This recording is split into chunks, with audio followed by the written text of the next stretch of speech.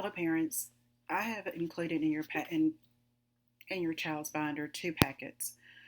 One packet has the notice of invitation for your child's IEP meeting, and attached to that is a purple form that goes over your procedural safeguards, which is just a small overview of what your rights are as a parent. On the back of that sheet, you will need to sign that you received a copy of those safeguards, date it, and then send it back to me. I wanted to go over the procedural safeguards for you. As I said, gives you a brief overview of your special education rights. And the first safeguard is that you have access to your child's educational records under the Family Educational Rights and Privacy Act. Everything that is in your child's record is confidential. The only people that are allowed to see your child's records are the people that you direct, and of course the teachers and the staff that is working with your child.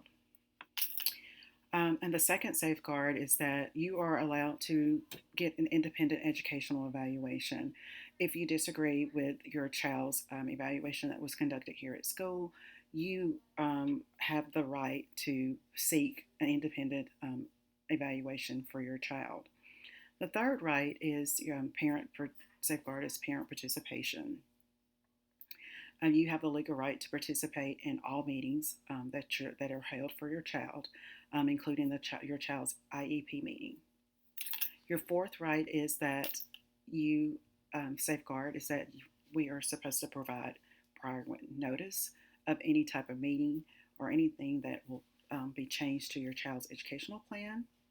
If you look at the fifth safeguard, it is the procedural safeguards notice, and that is that we provide in written explanation and format that the safeguards and the rights that you have under federal and state law. I didn't mention earlier that you do have in the second packet that says keep it home. That is the larger packet, or where all the rights are listed, and it goes into further detail. This is just a procedural overview of those rights. I'm sorry. The sixth one is that you will receive your rights and the procedural safeguards in the language that you understand, and all notices and anything that occurs for your child's educational plan will be in your language. Safeguard number 7 is the confidentiality of information. Again, the school must protect your child's confidentiality. That includes everything that regards your child's education plan, their address, their name, their social security number, any type of educational personal details that will be in your child's record. Safeguard number 8 is that there's informed consent.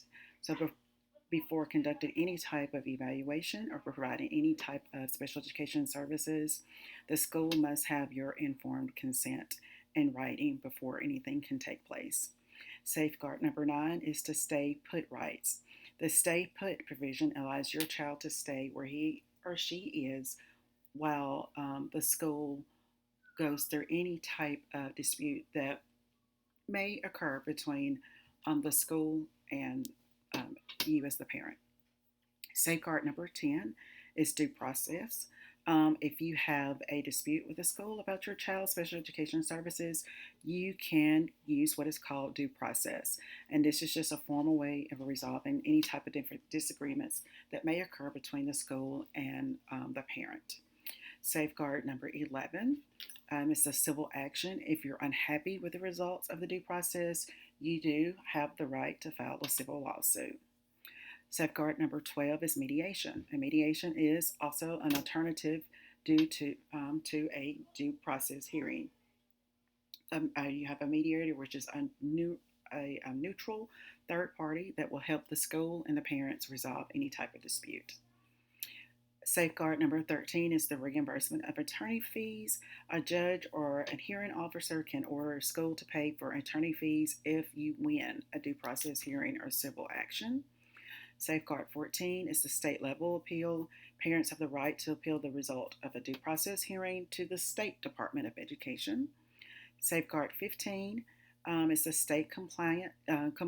You may make a written complaint to an official state agency if a school violates federal or state education laws. Safeguard 16 is the transfer of rights. You, as a parent, have the right to make decisions on your child's behalf, but at the age of 19, their rights, your parental rights, are transferred to them if they are able to make the legal decisions, make legal decisions on their own. And then Safeguard 17 is discipline. There's some very specific rules regarding suspension and expulsions with students with IEPs. If giving consideration to an alternative education setting, a meeting must happen and occur, and to consider the appropriate placement for your child in which services can be provided. This is just a really quick overview.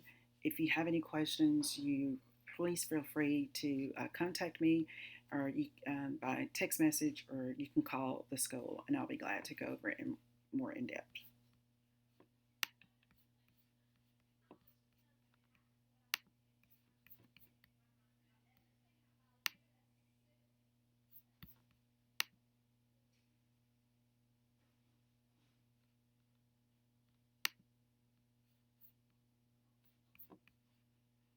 Did I record?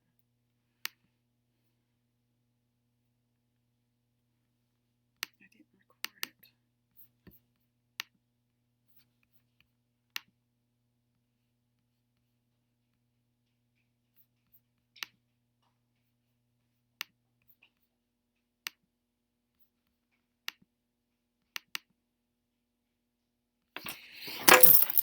record it.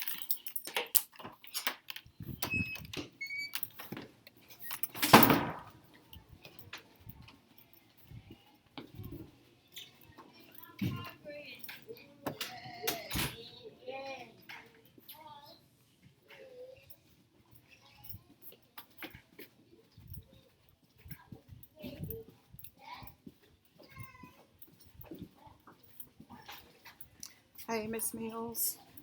I'm just going to run this by you. Avery was having picnic film this morning, and she repeated several times that she was going to kill herself because no one would listen to her. I did tell her mom that, Okay. and I told her that I would mention it to you and see if you needed to talk to her or not. I don't know if it was probably out of anger. Yeah.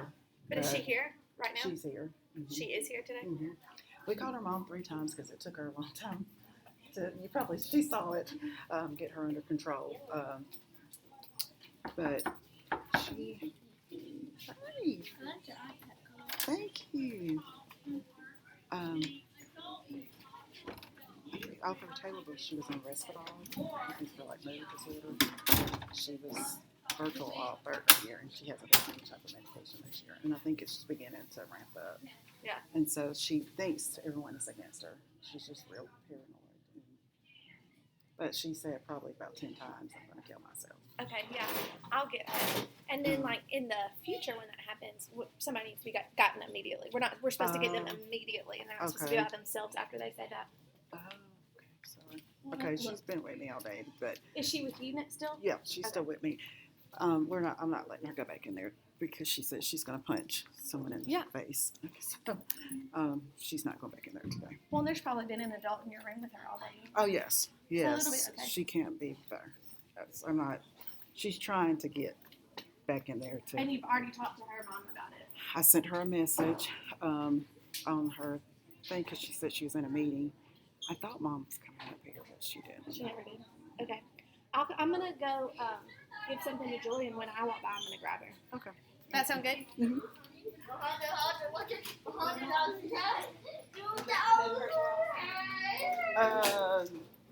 Miss Mills is going to talk to her for a little bit.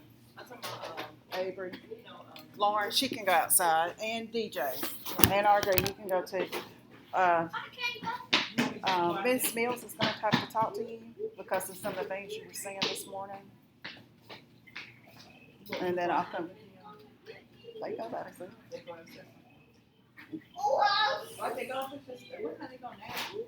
Yes, they go at 9. Hey, do you need to log out?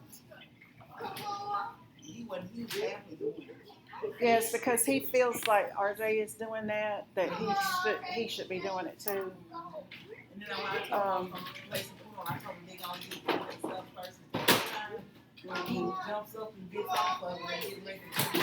yeah.